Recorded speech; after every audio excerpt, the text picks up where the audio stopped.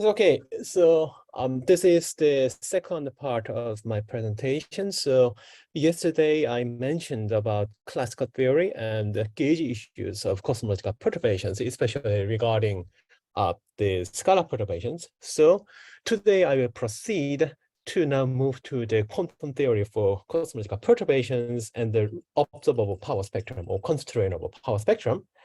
Okay, so please remember, last time what we ended up was the equation of motion of the co-moving curvature perturbation, which is gauge invariant, so it is good. And we could have derived the evolution equation of the curvature perturbation in the co-moving gauge. Well, although we can derive it in other gauges, for example, Newtonian gauge, but it is more complicated, and I did not show you the detail. Well, but I just to say it is possible. Okay, so now having the quantum theory in mind, let us proceed in a different manner, in a different way to derive the perturbation equation for the co-moving curvature perturbation. So, okay, so yeah, so this is the co-moving curvature perturbation. So basically, this is the perturbation in the spatial curvature. So you remember that this phi is the small deviation from otherwise flat universe. So basically, this is the notion of the slight deviation from perfect flatness of the universe. So this is very tiny fluctuations in spatial curvature. So this is why it is called curvature perturbation. And this denotes the necessary amount of time translation from a generic hypersurface, where of course we can say anything about the curvature and also scalar field or inflaton fluctuation, to a specific hypersurface where delta phi is vanishing. This is the amount of time translation from a generic hypersurface to that hypersurface where delta phi is vanishing. Because in the universe dominated by a single canonical scalar field, the zero I component of the energy momentum tensor vanishes when delta phi is 0. That means there is no momentum flux, which means we are moving together with the scalar field contents, and that's why we do not see the momentum leakage. So in that sense, because we are in some sense moving together with the scalar field, it is called moving together, co-moving hypersurface. So that's the name why this specific variable is called co-moving curvature perturbation. You can see that if this variable, although gauge invariant, if it is evaluated on co-moving hypersurface where delta phi vanishes, so the second term simply does not exist, it is exactly the same as the bare curvature perturbation. So we can say that co-moving curvature perturbation is the curvature perturbation evaluated on the co-moving hypersurface. But as I said, this is gauge invariant and it can be evaluated on any specific hypersurface or using any coordinate system. So the last approach. Do you know what is the subscript 0? What does subscript 0 mean? This 0 means background value. This 0 means background value. So it is only dependent on time. So let me now just take the last approach to derive the equation of motion for the curvature perturbation. So I will now this time resort to the perturbation action. So let me just proceed. So our starting point is the standard Einstein gravity and minimally coupled scalar field. So the gravity sac part is described by this Einstein-Hilbert term, right? And the matter sector is described by the simple minimally coupled scalar field. So there is no direct coupling to the spatial curvature, Riemann tensor or Riemann curvature or whatever. And the kinetic term is minimal. and we have a generic form of the potential, right?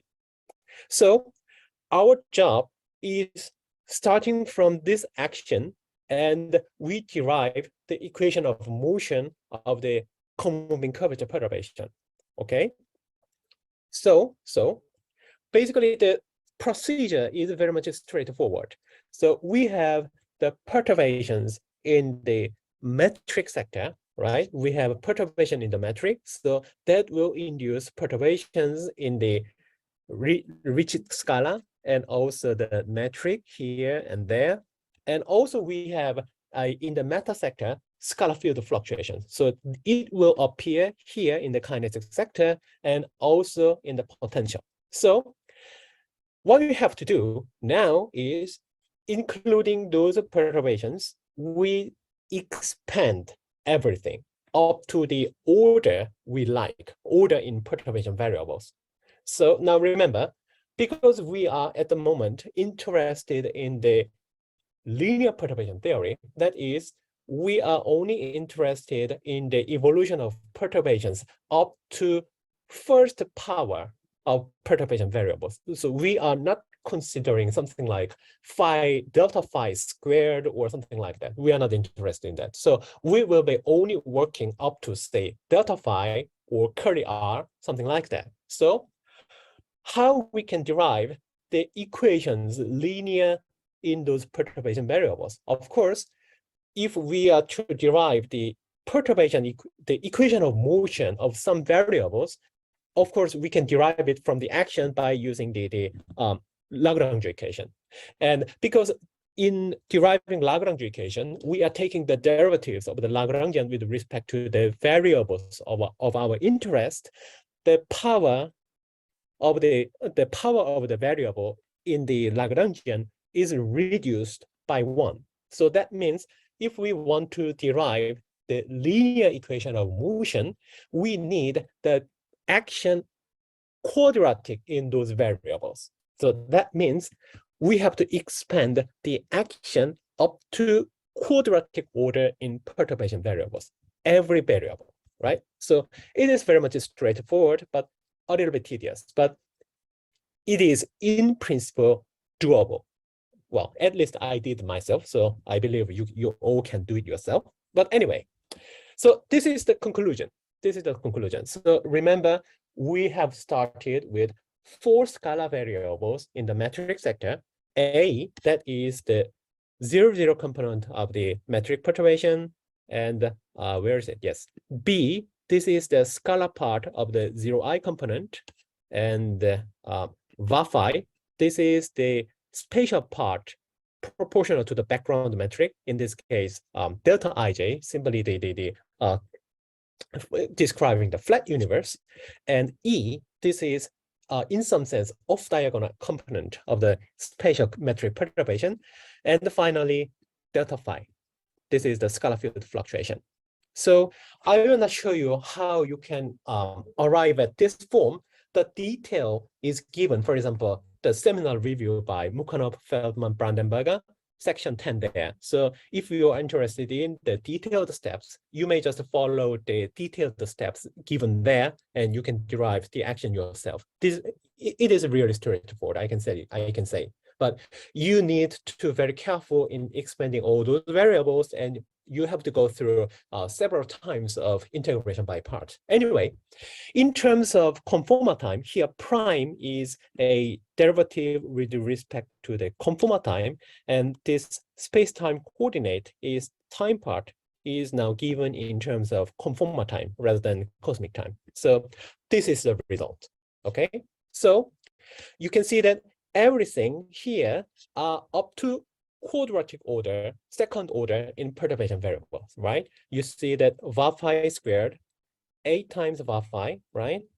A squared, A or Wi-Fi times delta phi squared, delta phi times B, delta phi times E, something like that. So everything here are quadratic order in perturbation variables. So now our job is to reduce this action. Remember, now regarding scalar perturbations, we have 5 variables. So A, B, var phi, and E, and finally delta phi. So we have 5 variables, but we know that they are in fact not all physical. So we have to take some steps to reduce the number of seemingly many degrees of freedom here, and we have to extract real, meaningful physical degree of freedom. So how can you do that? How can you do that? So that will be the question.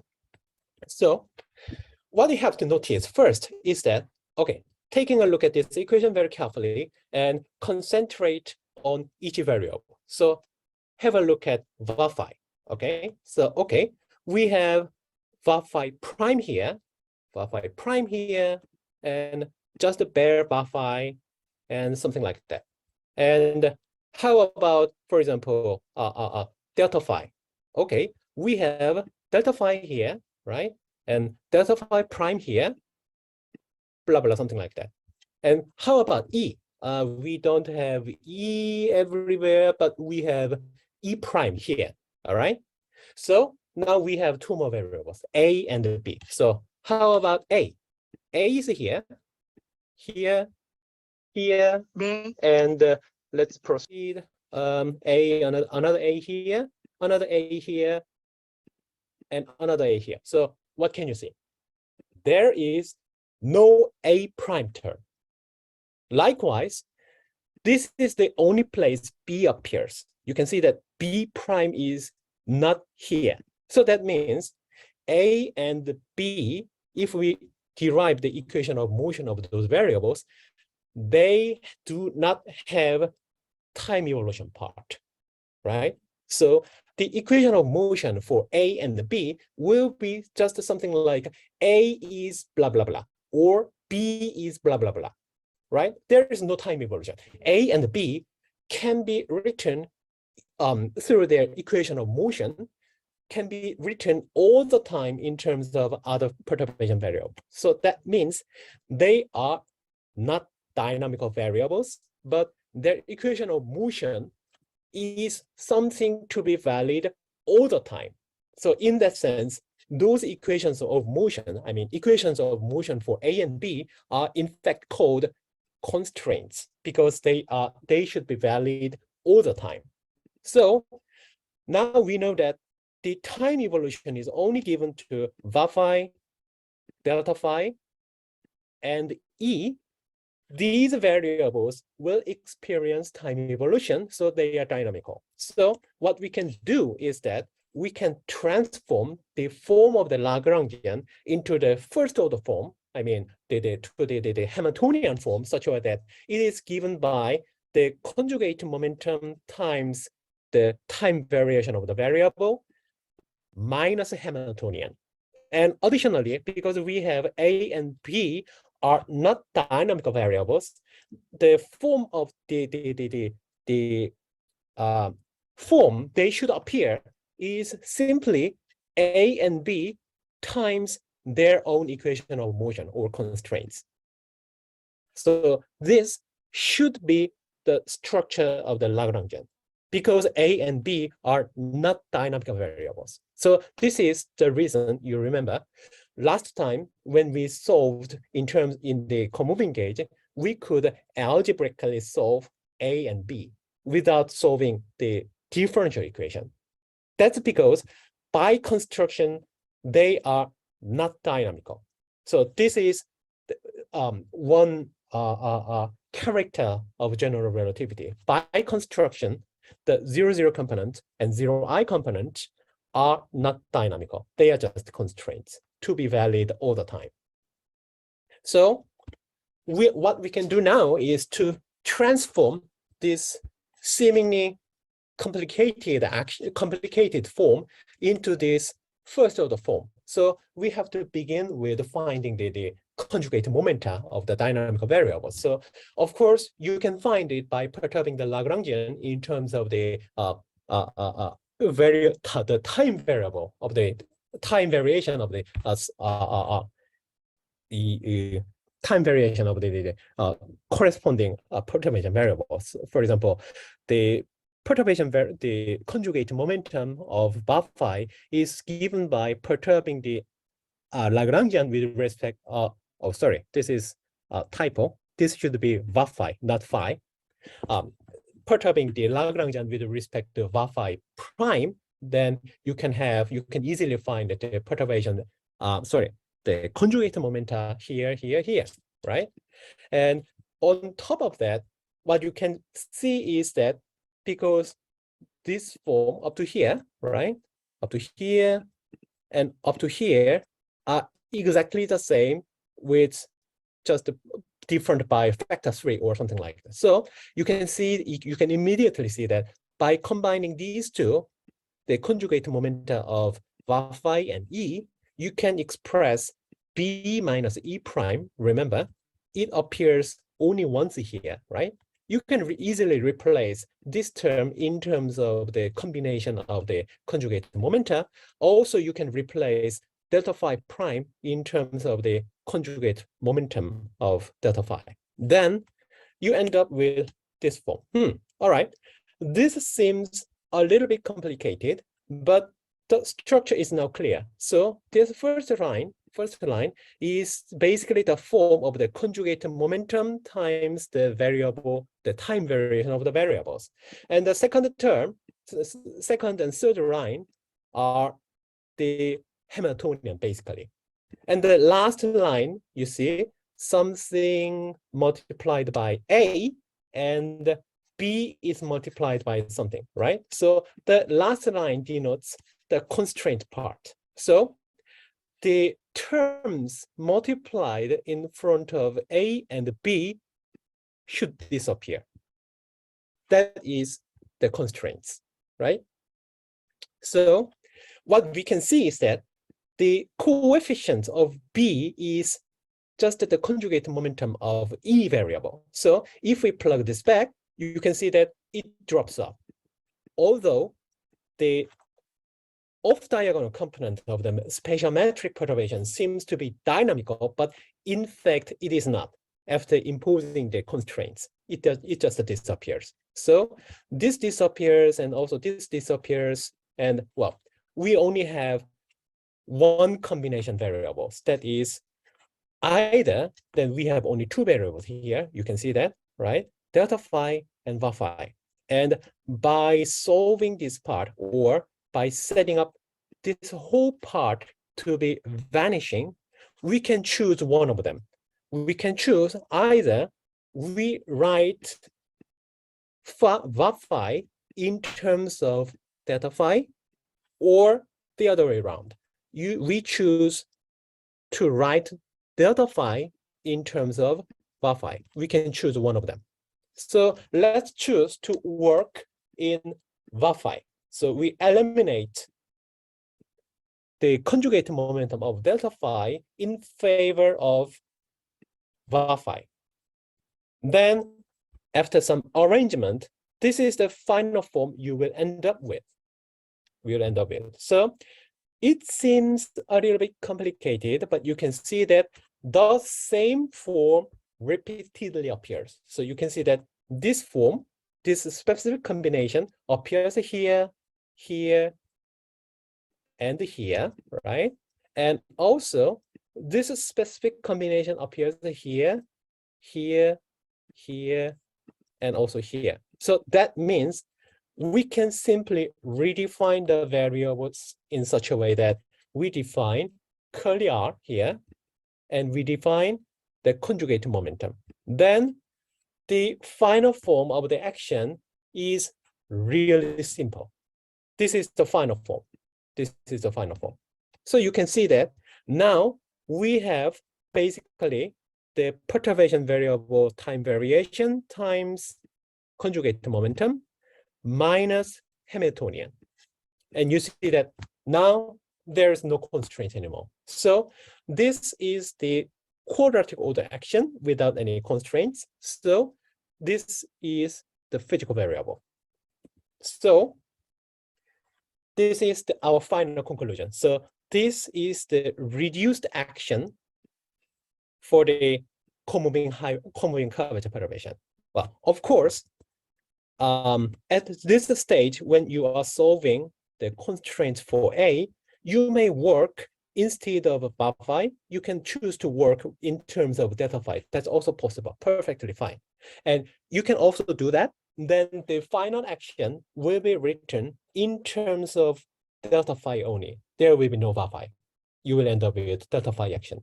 So in that case, so in that sense, we have two equivalent quadratic action. Either we can work in terms of geometry, or equivalently, we can work in terms of matter contents. It's just your choice. It's just your choice. So it just means to which variable you will give the physical degree of freedom, right? So we end up with only one physical variable. So all right.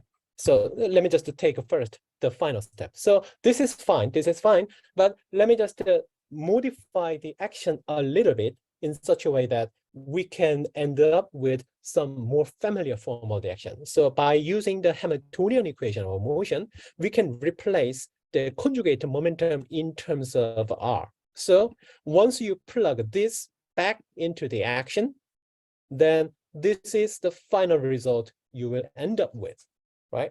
So you have R dot squared minus nabla R squared, right?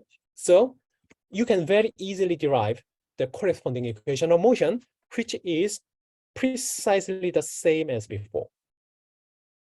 So in all the approaches, we choose different gauge and we derive the equation of motion for the comoving curvature perturbation.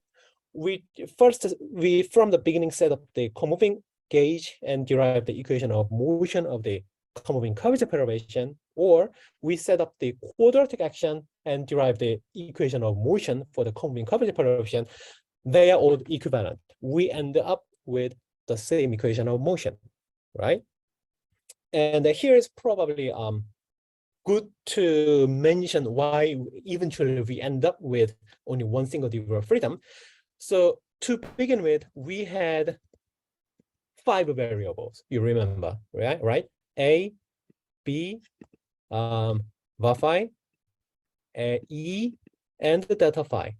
And we had 2 non-dynamical equations. So we have 2 constraints, A and B, right? So by solving these, we could remove 2 degrees of freedom. So in this case, we can remove A and B in terms of other variables. And here, we have 3 degrees of freedom, var phi, delta phi, and E. So these have time evolution, so are dynamical. And still we have the gauge degree of freedom. That is, we can choose whatever gauge we want, and we can work in that specific gauge. So gauge transformation is given by the gauge transformation vector C mu, and we have, in terms of scala, 2 scalas, the time component C0 and the spatial part, that is the spatial vector CI, is given in terms of the gradient of some scala C. So we have 2 gauge degrees of freedom, which can fix the other 2 degrees of freedom out of 3. So from the 5 degrees of freedom, by solving the constraints, we can remove 2 of them.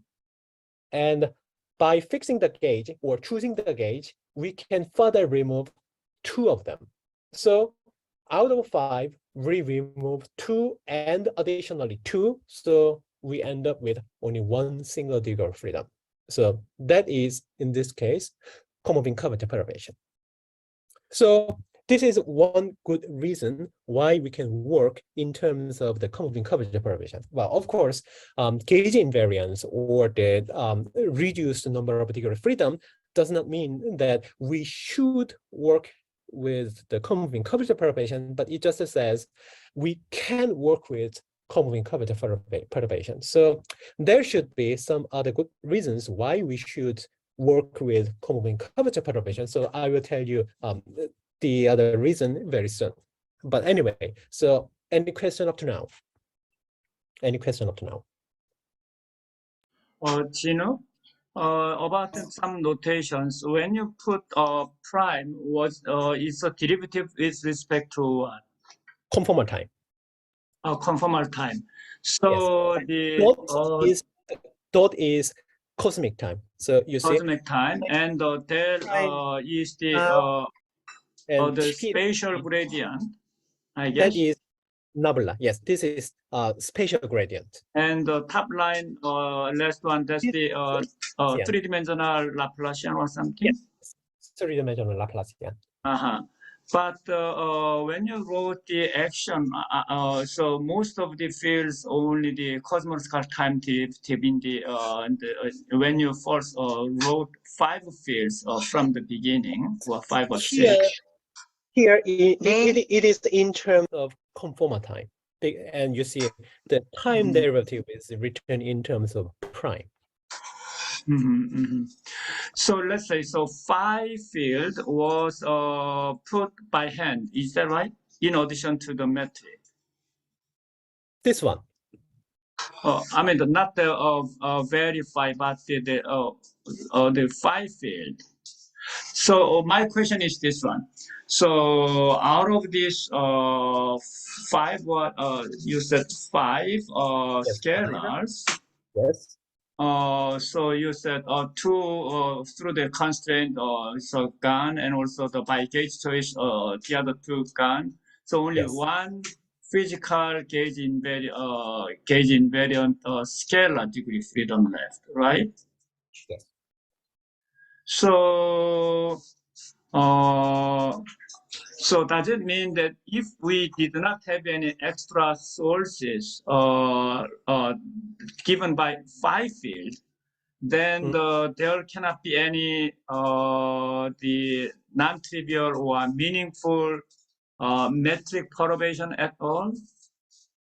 No, it's just your choice. So as I told you here, except for delta phi, the other 4 degrees of freedom are just metric degree of freedom. So here I have chosen to work with VAPhi, the metric degree of freedom, and writing the meta part in terms of VAPhi. That was just my choice here. But of course, you can work the other way around. That is, you work with delta phi, the meta sector variable, and you can write the geometric part in terms of the meta variable. So it doesn't matter because we are working in terms of GR, and it says geometry is equivalent to meta. So whatever choice you make, it's just equivalent, but in different disguise. That's all. And of course, if you have more non-trivial meta sector, say, for example, if you have multi-field in meta sector, phi 1, phi 2, phi 3, something like that, then obviously you have more physical degree of freedom. So generally speaking. Okay, so may I see the combination of the gauge invariant form that you wrote? Of course, that is always possible, but it can become more complicated. What I'd like to ask is, if I put the phi field identically 0, whether that is still consistent. You mean this one? Or yeah, del phi or phi field or from, so if I drop that additional scalar from the beginning in the action, whether still the analysis can go on, and so in such case, whether there is no gauge invariant variation of the metric, or there is still one gauge degree freedom left. That's what I'd like to know.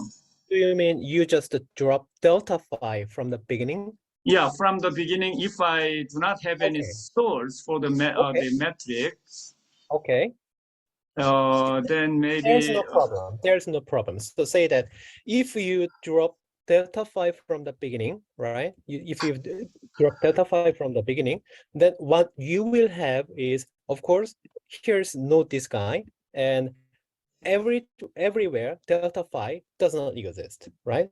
So from here you can just drop everything regarding delta phi. You drop. Then what would be the conclusion?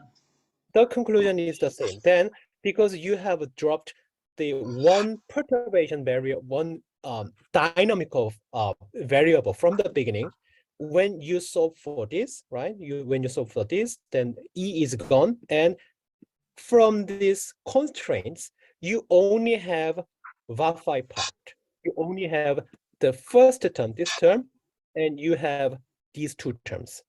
So so you just plug them back here, right? So this combination will disappear, right? Because it is the constraint, this one, right? Still, there will be some dynamics in the perturbation. Of course, of course, of course, of course.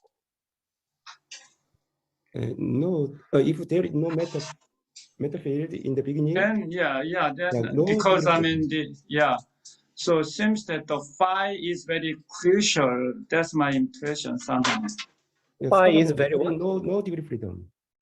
Yeah, No, if no. we put phi equal identically 0, then as Soktae mentioned, there may be no degree freedom. No Well, physical degree freedom. if you do not put phi from the beginning, that means Right. you just do not give meta sector here. And Right, you I just see. only So find the then, answer. Then yes, you are absolutely right. In that I case, see. there is Then no remaining degree of freedom. That is then very there is well. no, okay, I Yes, see. you are absolutely right. Good. But So here, in that sense, so since we put 1 degree freedom there, I mean, if we have only the metric part in the first term, everything should be gauge degrees, and the solution is metric is given. there's nothing. There is nothing left. As you Right. said, there remains nothing. So essentially, so it's through the phi field that scalar perturbation comes in. But of course, to make it gauge invariant, it will be coupled to the metric part. I think that seems to be what. I think I understood. Okay. For example, this term is coming from the gravitational coupling of the meta contents to geometry. Great. Now, yeah. Okay. So now it's I understood. Yes. Okay. Thank you. I would like to add that this is not always the case. If you use like a Kuskaton action and potential, for example, then you will get constraints. That's a different story. Indeed. So it's not that because you always have some scalar field or some other sector, it doesn't always mean that you have all the degrees of freedom there. So any other questions up to this point? Any other questions up to this point? Okay, so now let me proceed. So now, because we have derived the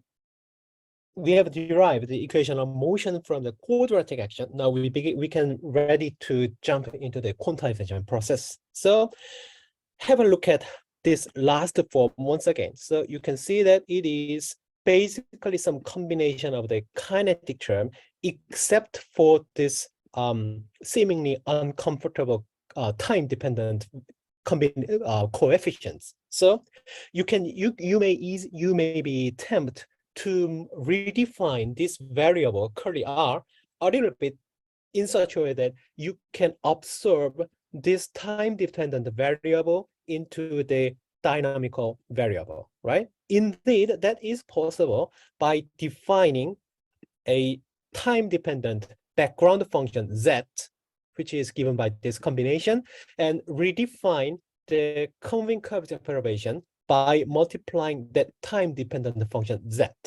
So the resulting new variable is I call u. And in terms of u, now the action can be written exactly in this form. So what you can see is that basically this form of the action is the time-dependent term squared minus some operator times u square, if you just consider this spatial Laplacian as a operator, right? So then, in that sense, this form of the action is precisely the same as the harmonic oscillator, right? The harmonic oscillator action is just x dot square minus omega square x square. This is basically of the same form, except that now the frequency could be time dependent because of this z double prime over z term. So because the frequency is only time dependent, that is the only non-trivial and in fact a very profound difference. Anyway, the form of the action is precisely the same as the harmonic oscillator. We can just follow the standard procedure to quantize harmonic oscillator. That is, we promote we promote those perturbation variables to operators, and we expand them in terms of creation and annihilation operators. So it is very much a straightforward procedure. So let me just proceed very quickly here. So first, we define the canonical conjugate momentum, which is, of course, given by the derivative of the Lagrangian with respect to time variable. Then it is the same as U prime. And we impose the standard equal time commutation relation by after promoting the conjugate momentum and the canonical variable to conjugate operator pair. So they should satisfy this delta function-like relation at equal time, right? And now you decompose this operator in the Fourier mode in terms of creation and annihilation operators, which satisfy, of course, standard commutation relation. So here, this factor 2 pi cube is because of my Fourier transformation convention. If you put, instead of 2 pi cube, say, you put 2 pi 3/2 or something like that, then the coefficient in front of here, delta function, should be a little bit different. But basically, the basic process is precisely the same. So it doesn't matter very much, except for some numbers. Anyway, you plug this into this standard commutation relation, then you end up with a constraint on how the mode function U of k tau should be normalized. So this is the necessary normalization condition. The mode function should satisfy. All right.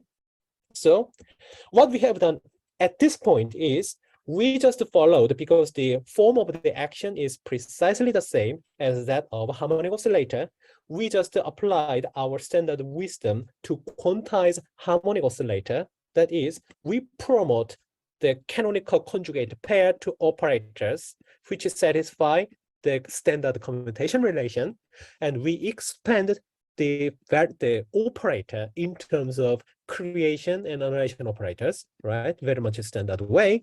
And we impose upon imposing the standard commutation relation, we can find the necessary normalization condition. This is what we have done. So on operator side, okay, it's done. It's done. But we still have the other half. That is, we now have to solve for the mode function, or equivalently, we have to impose what kind of vacuum state we are working with. So the vacuum state is, of course, given in very much a standard way that for any k, upon applying the annihilation operators, it just vanishes. There is no particles. That is, of course, the definition of vacuum state. But remember, because the frequency is time dependent, so one particle generated with some specific frequency at some moment is different from some other particle at some later time, because now their frequency is different. So this is critically different from our standard notion of harmonic oscillator, where vacuum remains always the same vacuum, because the frequency of the created particle remains the same all the time. So what we have to do is we should pick some reasonable moment where we can directly apply the wisdom of a standard standard quantization process, where frequency is time independent. So when should it be possible? Well, so if we make use of the Fourier mode, you can see that the frequency is basically k square minus z double prime over z. So k square is, of course, time independent, and z double prime over z is the only time dependent part. So if we want to make use of the standard wisdom where frequency is time independent, then that means this part, the time dependent part, z double prime over z, should be vanishingly smaller than k square. So that is the only sensible part we can apply our standard wisdom, where k square is absolutely dominating over k double prime over, z double prime over z. So that is, k is much, much, much larger than z double prime over z. Oh, so here I mindlessly write AH, but I return to this point. But anyway, at the moment, I am imposing what I am considering what's happening when K is much more important than Z double prime over Z, right? In this case, the Hamiltonian is very simple. This is very much standard, and we can immediately find the Hamiltonian, and we can find the vacuum state by imposing that the expectation value of the Hamiltonian is minimized. So this function should be minimized, and we have to find the form of the function that minimizes this combination. So how we can find? Because we know that already from here, the equation of motion is that of plane wave. So we expect the solution should be given something like plane wave. So we write the amplitude here, K dependent amplitude, and the phase here. And the normalization condition imposes this relation between the amplitude and the phase. And here, without losing generality, I just put everything is just a real variable. The amplitude and the phase, they are just a real variable. Then the expectation value of the Hamiltonian is given by this one, this combination, in terms of the amplitude. So we should find the function psi k that minimizes this combination.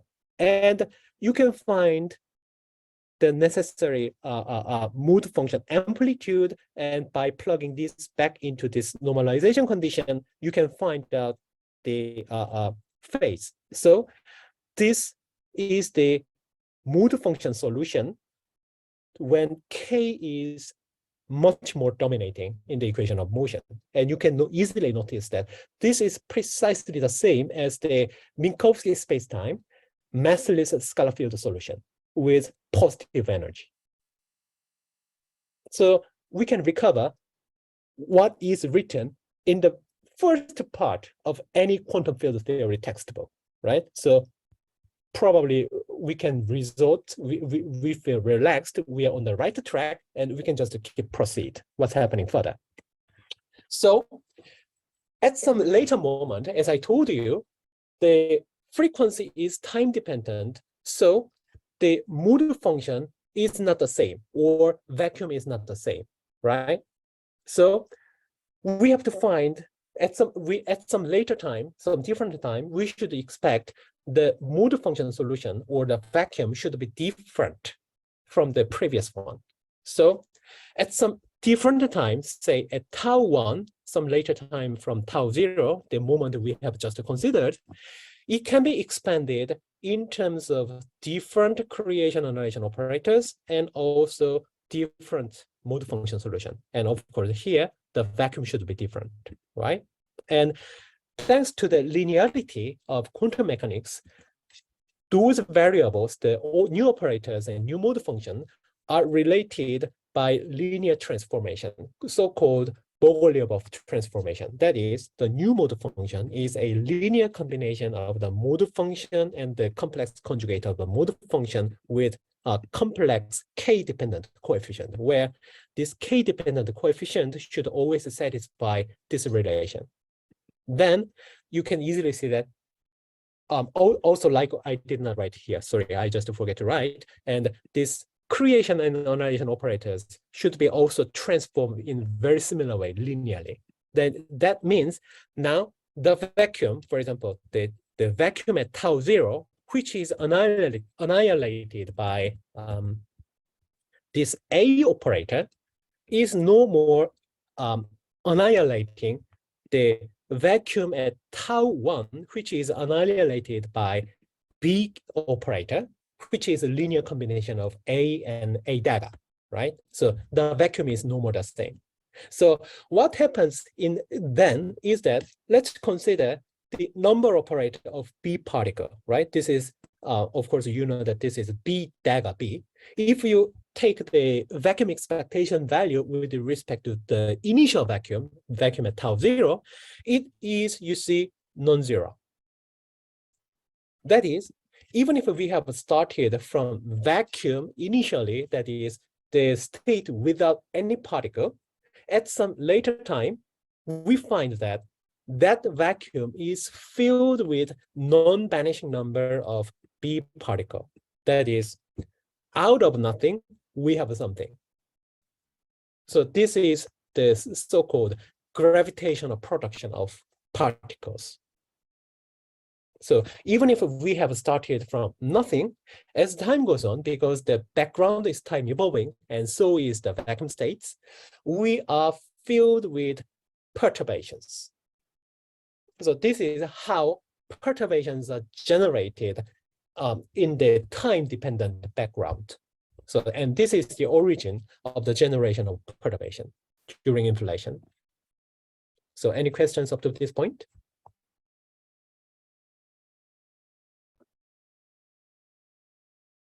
Okay, so now we are rushing to the final part. So now let's get back to the original equation of motion. So from this original action here, from this original action for u, you can very easily derive the equation of motion for this u variable, or in terms of the Fourier mode, the mode function, it should satisfy this equation, right? This is, as you can see, really something like harmonic oscillator. X double dot plus omega square x is 0. That is precisely the form of the harmonic oscillator equation, with the only difference being that the frequency is now time dependent. And you can write this time dependent part exactly in terms of so-called slope parameters. Epsilon, which I introduced yesterday, this is minus h dot divided by h squared, the Hubble parameter.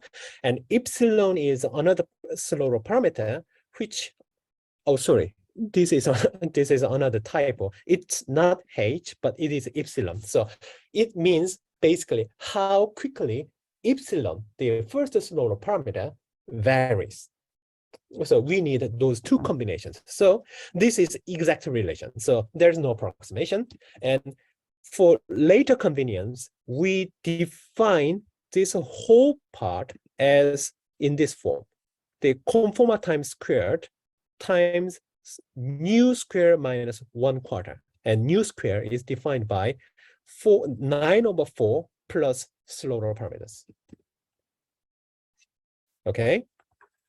So what we can see very easily before we just rush to solve this equation fully is, let's have a look at what happens in the limiting cases, because we know that this part is time dependent, and as is clear here, you see, because A is scale factor and H is slowly evolving during inflation. You can see that because of this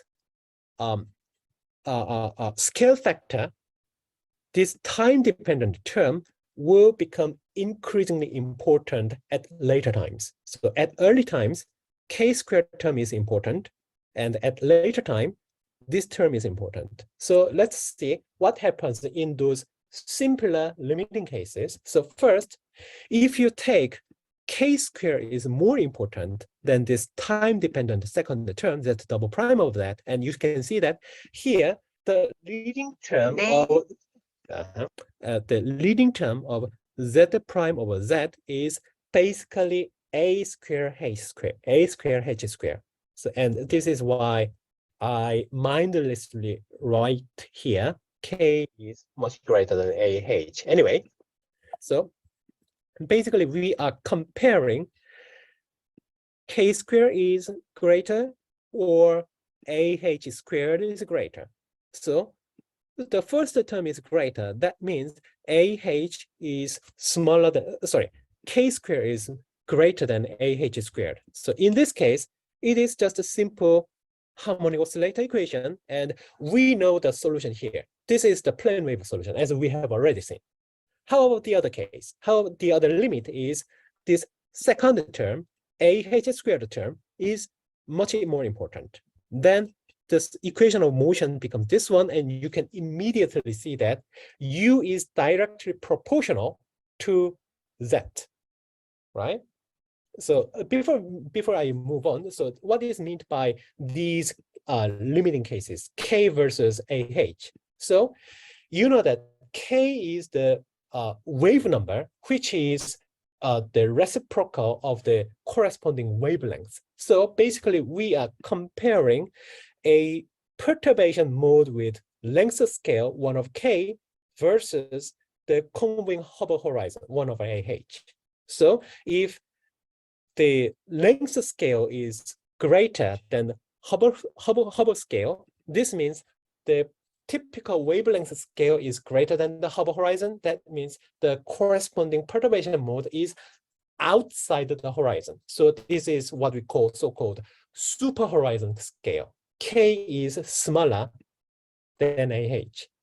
If it is the other way around, that is, the typical length scale of the perturbation is smaller than the cone-moving Hubble horizon scale, that is, that perturbation mode is well inside the horizon, and in that sense, it is called sub-horizon limit.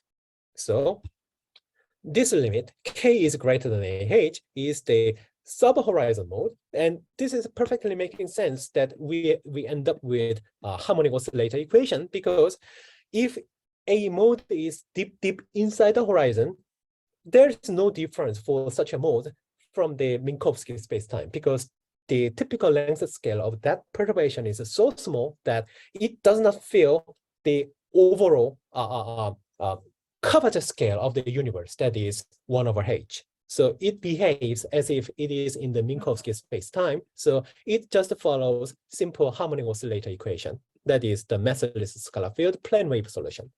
Meanwhile, on the other extreme, that is on super horizon scale, you can see that the perturbation equation is totally different, and the solution is simply U is proportional to Z.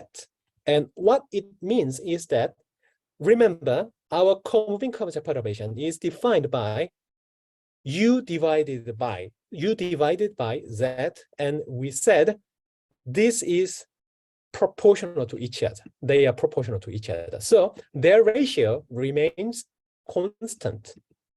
That is, cone-moving curvature perturbation remains constant on super horizon scales. That is, we have on super horizon scale, the cone-moving curvature perturbation is conserved until the end of inflation. So this is one great benefit of using cone-moving curvature perturbation as the perturbation variable. So this feature, the constancy on super horizon scale, is not shared with some other variables. For example, delta phi, the scalar field fluctuation. So as I told you, we may have chosen to work as the physical variable delta phi, the scalar field fluctuation, but it does not remain constant even on super horizon scales. It still keeps evolving. So this is different from cone-moving curvature perturbation, and this is one reason why we work with cone-moving curvature perturbation, because it remains constant. So the situation becomes very simple.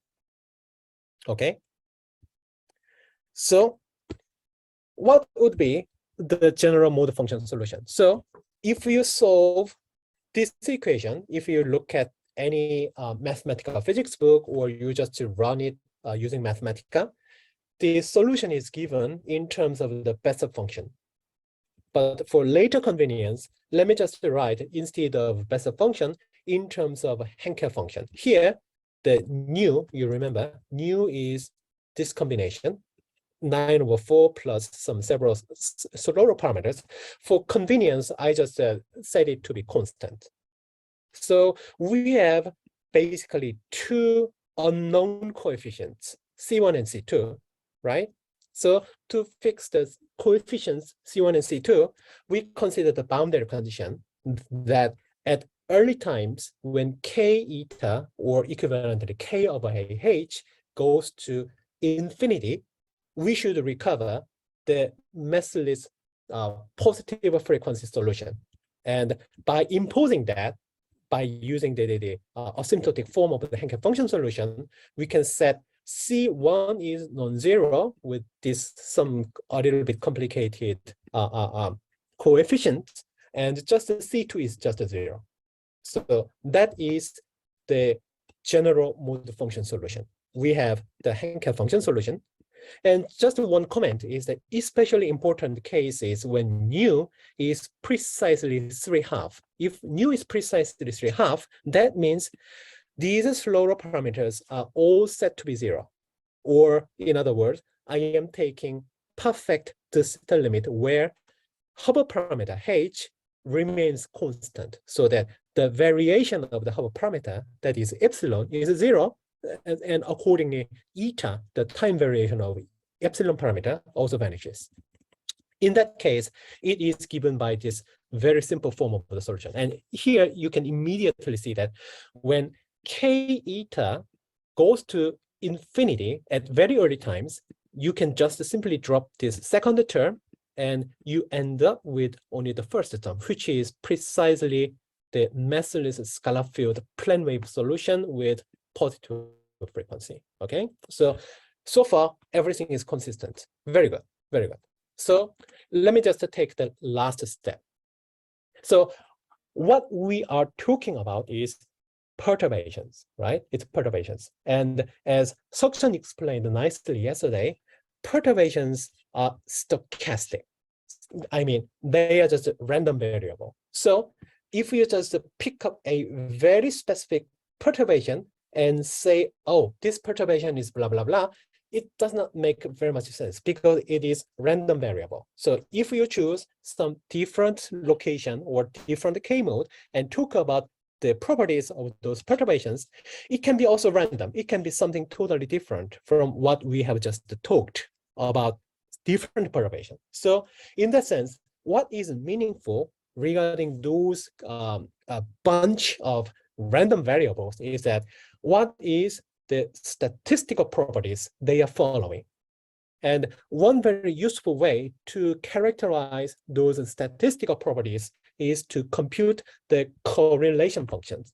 So the most important correlation function, because we are assuming perturbations, the deviations from background, if you just take 1 point correlation function or the average of the perturbation variable, it should just vanish. Because on average, it should be just 0, so that we just recover the homogeneous background. So the first meaningful correlation function is the 2-point correlation function or power spectrum. So power spectrum is defined by the average or expectation of two perturbation variable, R at K and R at Q, which should give us the delta function, and this is the power spectrum. So sometimes this whole part, including all the coefficient 2 pi squared divided by K cube Curly P, this is sometimes defined as the power spectrum, but that is dimensionful power spectrum. As you can see, 1 over K cube is here. And this Curly P is dimensionless power spectrum. So this is a pure number. So it is, so sometimes people prefer to use this dimensionless power spectrum because it is dimensionless number. And in terms of the mode function, you remember, it is very simply written by U divided by Z squared, right? And now we know the mode function solution. We already have found what is U of K. It is Hankel function solution. So we plug it back and we compute the power spectrum. But remember, this mode function solution is clearly a function of time. And so this power spectrum is also time dependent, right? So then, of course, the question is, when do we evaluate the power spectrum, all right? And we know we have a very sensible choice of when to evaluate the power spectrum. You remember that the curvature perturbation becomes constant on very large scales, on superhorizon scales. So that means K times tau goes to 0. Then the value of the curvature perturbation becomes constant, and it maintains the value until the end of inflation. So we evaluate the power spectrum at very late time, near the end of inflation, right? That means we just take the limit K eta goes to 0, and we evaluate the power spectrum there. There, the Hankel function has this asymptotic form, and we have this form of the power spectrum. This is the final result. Here, alpha is some numerical value, numerical vector. So, okay, fine. So finally, we have the power spectrum and we have two important factors. First, we can evaluate this power spectrum practically at any time after it becomes super horizon, when k becomes smaller than AH. So just taking a look at this form, the most convenient moment for evaluation is at the moment of horizon crossing. That is, k becomes the same as AH. Then this factor just becomes 1, and we have these numbers. And practically, if you just calculate the power spectrum numerically, you can easily see that evaluating the power spectrum at the moment of horizon crossing and really taking the limit k eta goes to 0 does not make difference within factor 2 or something like that. I don't remember exactly the number. The difference is 1.7 or something like that. I don't remember exactly the number. But anyway, the order of magnitude of the power spectrum remains the same. So one convenient choice is we evaluate the power spectrum at the moment of horizon crossing, and we have the celebrated result for the inflationary power spectrum. So it is given by basically the h divided by 2 pi squared times h divided by phi dot squared. So probably you must have seen this power spectrum so frequently. So this is the amplitude of the power spectrum. And another property of the power spectrum is that you can ask, okay, it has some amplitude, but you may ask if the amplitude remains the same if you think of different length scale. Say that, okay, you have measured the power spectrum at the CMB scale, and now you are interested in the power spectrum amplitude at, say, some smaller scale, some supercluster scale, something like 100 megaparsec or something like that. Is the amplitude remaining the same or are they different? That is how the power spectrum scales over wavelengths or in terms of wave number. That is controlled by this power.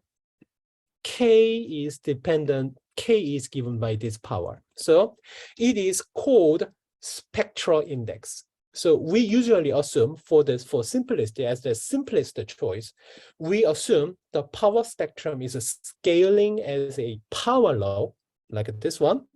And it is basically the logarithmic variation of the power spectrum in the logarithmic interval of K. And it is given by this number, 3 minus 2 nu. And in terms of slower parameters, it is this one, minus 2 epsilon minus eta parameter, both evaluated at the moment of horizon crossing.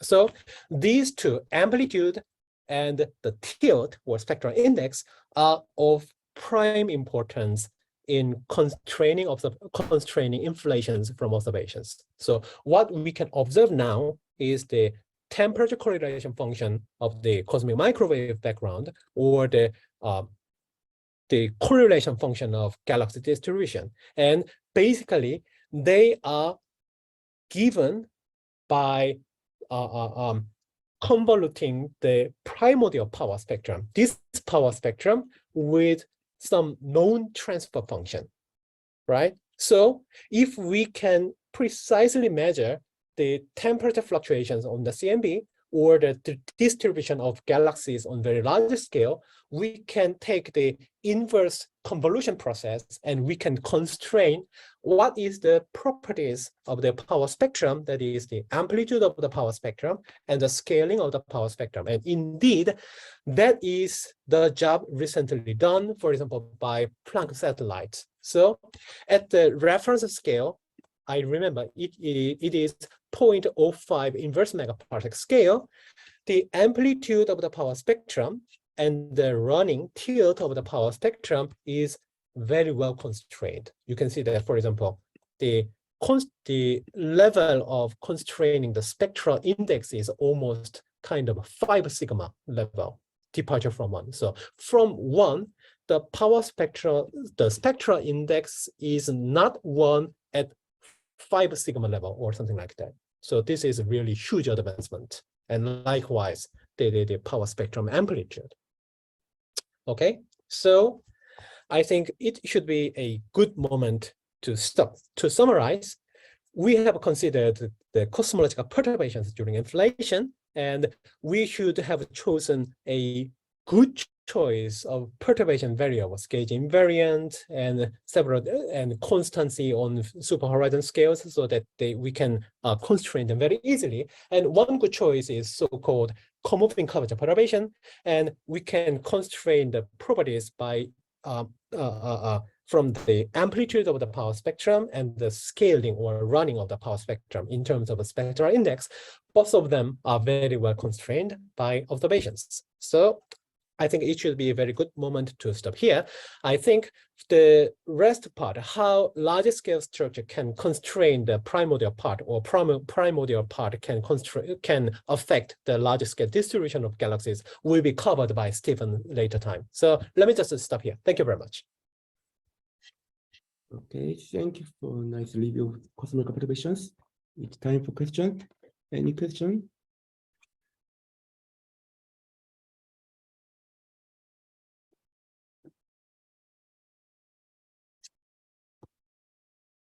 No more. Any questions? No questions? Probably all very much hungry. Might be. Okay.